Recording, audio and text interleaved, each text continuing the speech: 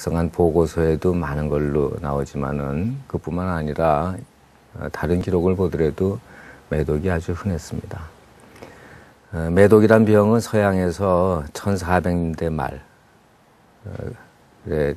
처음 생겨서 전 세계로 번져나갔는데 우리나라에는 한 1510년대 서양에서 처음 생기고서 한 15년, 20년쯤 지나서부터 들어온 걸로 그렇게 기록을 봐서 우리가 추정을 하고 있는데요.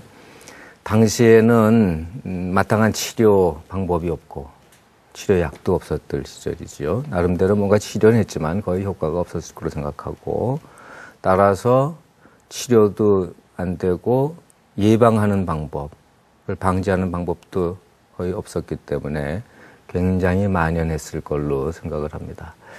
어떤 사람들은 우리 조선 후기 이른바 개화기에 일본 사람들이 들어오면서 유곽을 많이 만들고 그때부터 이제 매출이 성행해서 그런 성병도 많아졌다 그러는데 뭐 그런 측면이 전혀 없지는 않겠지만은 그 이전부터 이미 1500년대부터 우리나라에도 매독을 비롯한 성병이 크게 유행한 걸로 생각이 됩니다. 알렌의 기록, 이 정부병원 그 보고서에도 그런 것들이 잘 나와 있죠. 이 한 가지 병원, 제중원이라는 한 병원의 기록만 가지고서 당시 우리나라 사람들이 알았던 병을 그대로 대입할 수는 없겠죠. 한 병원의 경우니까 좀 특수한 그 사정을 반영할 수도 있겠지만 또 어떤 점에서는 대체로 그랬을 거라고 또 짐작할 수도 있겠죠.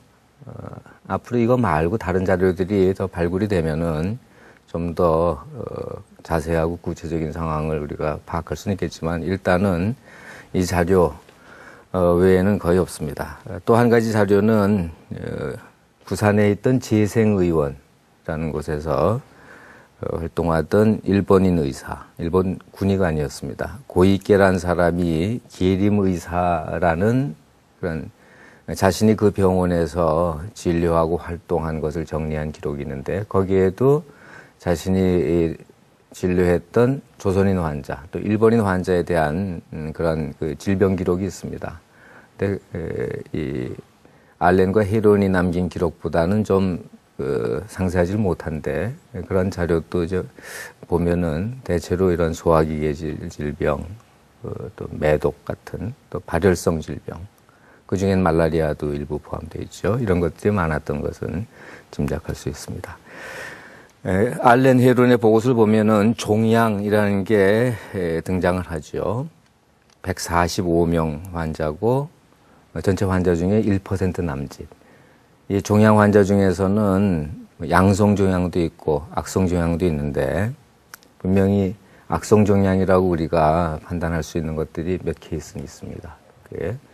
그 전까지는 암에 대한 기록을 찾아볼 수 없다 그랬는데 이 알렌과 헤론이 남긴 기록에는 분명히 그 종양이 악성 종양, 암이 등장을 합니다. 이때 처음 생긴 건 물론 아니겠죠.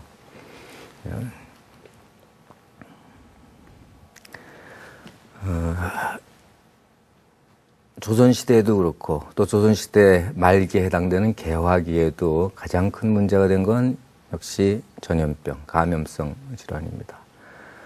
하지만 그런 감염성 질환 중에서 사람들이, 의사들이 제대로 치료하고 대처할 수 있었던 질병은 거의 없습니다.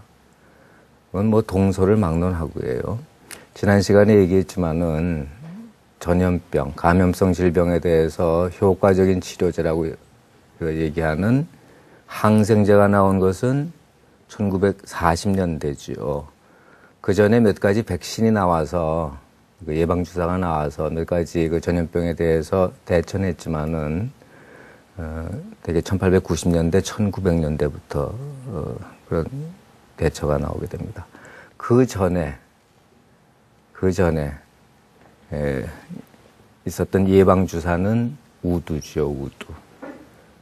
1700년대 말에 영국인 의사 에드워드 제너가 개발한 우두는 천연두, 또는 두창이라고 그러죠. 그 두창을 예방하는데 아주 뚜렷한 효과가 있어서 영국과 유럽에서 초기에 큰 효과를 보이고, 그다음에 그 유럽 나라들의 식민지에 보급이 되고, 그다음에 다른 나라들,